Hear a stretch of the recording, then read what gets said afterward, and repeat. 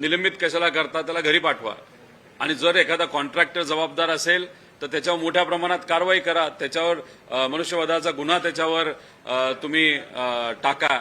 आणि त्याच्याच बरोबर फक्त एका ठिकाणी ही घटना घडली म्हणून तिथं ऑडिट करण्यापेक्षा सगळ्याच हॉस्पिटलचं ऑडिट करायला काय हरकत आहे. आणि ऑडिट करून त्याच्यावर त्रुट्या ज्या काय असतील त्या कव्हर करून गेल्या पुढच्या 6 महिन्यामध्ये ही सगळी कामं आम्ही करून घेतो हे सरकारला सांगणं फार महत्वाचं आहे. काल देवेंद्र फडणवीस यांचा नागपुरात संवाद झाला, तरुणांशी मोठा असा प्रतिसाद मिळाला, दावा त्यांच्याकडून करण्यात आला, काय प्रतिक्रिया? माझं एवढंच म्हणणं आहे की स्वतःहून आलेले लोक आणि आणलेली लोक हे जर तुम्हाला बघायचं असेल तर राहुल गांधीजीचा कार्यक्रम हा स्वतःहून आलेल्या लोकांचा कार्यक्रम होता. आणि नागपूरला जो कार्यक्रम घेण्यात आला तो कुठेतरी आणलेल्या लोकांचा कार्यक्रम होता असं आपल्याला म्हणावं लागेल. आणि माझं एवढंच मत आहे की राहुल गांधीजी तिथे असणाऱ्या मुलींशी संवाद साधत होते. आपली अपेक्षा होती की राज्याचे मुख्यमंत्री तिथे बसलेले आहेत, त्यांना सुद्धा सामान्य लोकांनी प्रश्न विचारले असते तर काय झालं असतं. कदाचित एखाद्या व्यक्तीली जे नागपूरचे सुद्धा नागरिक आहेत त्यांनी प्रश्न विचारला असता, गेल्या 3 महिन्यामध्ये आपल्या नागपूर शहरामध्ये 32 मर्डर झाले, तुम्ही होम मिनिस्टर आहात तर याच्यावर तुम्ही का काय करत नाही. त्यामुळे सेट केलेले प्रश्न त्याला सेट केलेली उत्तर देऊन हे कधीही जेनझींबरोबर असा संवाद होत नसतो. त्यामुळे आणि त्याच्यात मला असंही कळतं की कुठल्या तरी एखाद्या क्रिकेटरला पण तिथं आणलं गेलं होतं. आता राहुल गांधीजींचा कार्यक्रम स्वतः त्या व्यासपीठावर होते, बाकी 100 लोक व्यासपीठावर नव्हते नेते, आणि कुठलाही सेलिब्रिटी तिथं आला नव्हता जो नागपूरमध्ये आला होता. मग गर्दी आणण्यासाठी सेलिब्रिटीला आणलं होतं का काय केलं होतं हे त्यांनाच माहिती. अशा पद्धतीने संवाद हा होत नसतो. संवाद लोकात जाऊन लोकांचे प्रश्न समजून घेऊन, आम्हाला तुमच्या मन की बात नकोय, आम्हाला जन की बात ऐकायचंय, लोकांची गोष्ट ऐकणं महत्वाचं आहे. पण तिथं त्यांच्या कार्यक्रमामध्ये भाजपच्या देवेंद्र फडणवीस साहेबांच्या त्यांच्या मन की बात ते जो सेट प्रश्न देऊन ते करत होते हे मात्र त्या ठिकाणी आपल्या सगळ्यांना बघायला मिळालं. त्यांच्या मुख्यमंत्र्यांच्या कार्यक्रमात जे आहे ते गेले 8 दिवस नागपुरात वेगवेगळ्या स्पर्धा झाल्या, त्याच्यात डिबेट कॉम्पिटिशन होत्या, वेगवेगळ्या चित्रकला स्पर्धा होत्या, त्यातून जमा झालेले वेगवेगळ्या शाळा आणि कॉलेजचे विद्यार्थी होते जवळपास 30,000. मग त्यांनाच तुम्ही संधी द्यायला पाहिजे होती की बाबांनो, लहान मुलाला प्रश्न विचारायचा आहे, हात वरती करा, प्रश्न विचारा. तिथं ढोल पण मला असं कळालं की 4,000 मुलं तिथं ढोल वादक घेऊन तिथं आले होते. त्याच्यावर आमचा आक्षेप नाही, पण त्या मुलांना वेगळ्या वेगळ्या स्पर्धा करून तुम्ही तिथं बोलवलं आणि मग ती मुलं तिथे कुठेतरी बक्षीस घ्यायला आली असतील, नाहीतर तिलक वर्मा आहे त्याला बघायला आली असतील, आणि त्याच्यातच तुम्ही तुमचा जेनझीचा संवाद ठेवला.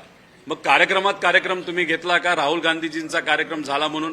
कुठं ना कुठेतरी मला असं वाटतं की राहुल गांधीजींचा कार्यक्रम बघून भाजप सुद्धा आता काँग्रेसला कॉपी करायला लागलंय हे मात्र तिथं बघायला मिळतंय.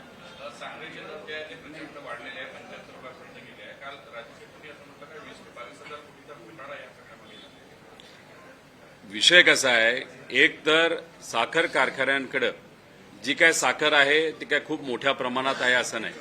जेवढी सरकारने विकायला लावली तेवढी ती विकली, आणि जेवढी ठेवायला लावली तेवढी ठेवली, कारण का आम्हाला महिन्याला साखर कारखान्याला महिन्याला तिथं कोटा दिला जातो. आता साखर आहे का तर 100% कारखान्यांकडे साखर आहे. तरी सुद्धा रेट जर वाढत असतील तर कुणीतरी सट्टाबाजी करतंय. ते सट्टाबाजी करणाऱ्या लोकांना तुम्ही पकडा आणि त्यांच्यावर तुम्ही तिथं कारवाई करा, आणि मग ती कारवाई केल्यानंतर रेट कमी येतील असा आम्हाला विश्वास आहे. पण कुठं ना कुठंतरी कुणी ना कुणीतरी याच्यामध्ये सट्टाबाजी करून तिथे असणाऱ्या ग्राहकांना त्रास देते हे आपल्याला कुठेतरी बघायला मिळतंय.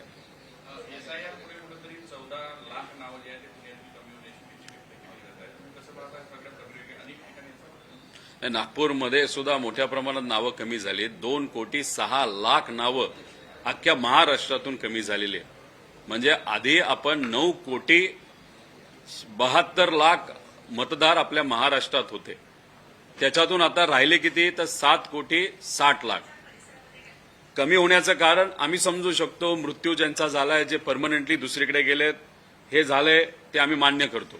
पण आमचं हेही मत आहे की भाजपली प्रत्येक तालुक्यामध्ये भाजपचा एका सॉफ्टवेअर तिथं दिलं होतं. त्या कार्यकर्त्यांनी आपला विरोधातला आणि संदिग्ध अशा 3 कॅटेगरीमध्ये प्रत्येक मतदारसंघामध्ये सर्व्हे करून घेतला. त्याची प्रिंट काढली गेली. बीएलओला टार्गेट दिलं गेलं की घरी जाऊन तुम्ही सर्वे करा, पण बिचाऱ्या बीएलओना घरी जाता आलं नाही कारण का ताण इतका होता, टार्गेट मोठं होतं. तर त्यांनी टेबल सर्वे केला. टेबल सर्वे म्हणजे काय, एका ठिकाणी बसून कुठल्या तरी कार्यालयामध्ये बसून त्यांनी सर्वे संपवला. समजा तुम्ही मतदार आहात नाही आहात, तुम्ही आहात नाही आहात हे घरी जाऊन बघायला पाहिजे होतं. पण मग तिथे बीएलओ जेव्हा बसून होता तेव्हा भाजपच्या कार्यकर्त्यांनी त्यांच्या सॉफ्टवेअरमधून जी यादी आली ती यादी क्रॉस व्हेरीफाय करून काही ठिकाणी नाही तर बहुतांश ठिकाणी बीएलओला प्रेशर आणलं गेलं आणि बीएलओला टार्गेट कंप्लीट करायचं होतं. त्यामुळे याच्यामध्ये काही ना काहीतरी गडबड झाली असं आमचं मत आहे. 30 तारखेला यादी जेव्हा बाहेर येईल त्याचा आम्ही अभ्यास करू आणि मग नक्कीच त्याच्यावर बोलू. आणि एक समजून घ्या, 7,60,00,000 जी आता मतदान तिथं आहे महाराष्ट्रात, त्याच्यामध्ये सुद्धा पुढच्या 3 महिन्यामध्ये मॅप्ड, अनमॅप्ड आणि संदिग्ध, जसं वेस्ट बेंगॉलमध्ये केलं होतं, संदिग्ध आणि अनमॅप्ड हे आकडे परत 2 कोटीमध्ये समाविष्ट केले जातील. आणि त्यामुळे आकडा आपला महाराष्ट्रात 2,06,00,000 नसून तो उद्या जाऊन कदाचित 2.5 कोटी सुद्धा होऊ शकतो. ही भीती आम्हा सगळ्यांना वाटते. नितेश राणे यांनी घोषणा केली आहे की आय लव्ह महादेवचा नारा त्यांनी नवीन दिलेला आहे. मुंबई ही भगवा दारांची असल्याचंही ते म्हटलंय. पण सर्व हिंदू सण आहेत ते आम्ही जोमात करू असंही म्हणाले. त्यांना मला एवढंच सांगायचंय, प्रभू महादेवांचे विचार कुठेतरी स्वीकारा. सर्वसामान्य भोल्याबाबडे जनतेचे ते दैवत आहेत. आज भोलीबाबडी जनता जी महाराष्ट्राची आहे ती खूप मोठ्या प्रमाणात अडचणीत आलेली आहे. त्यामुळे जातीवर धर्मावर राजकारण घेऊन जाण्यापेक्षा आज लोकांना ज्या काही अडचणी आहेत त्याचा तुम्ही तिथं विचार करा. आणि मला नितेश राणेंना खरं तर प्रश्न विचारायचा आहे की मी त्यांना खरं तर आव्हान सुद्धा केलं होतं. खऱ्या अर्थाने धर्माचा प्रसार करणारा एक नेता म्हणून त्यांच्याकडे भाजप बघते, लोक बघत नाहीत, ती वेगळी गोष्ट आहे. मग याच्यात हिंमत दाखवायला पाहिजे होती.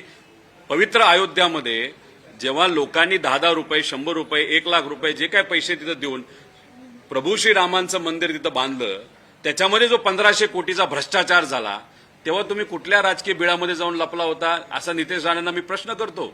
आणि आता कुठेतरी तिथं आता हर हर महादेवचा नारा तिथं तुम्ही देत आहात, हे लोकांना कळत नाही का?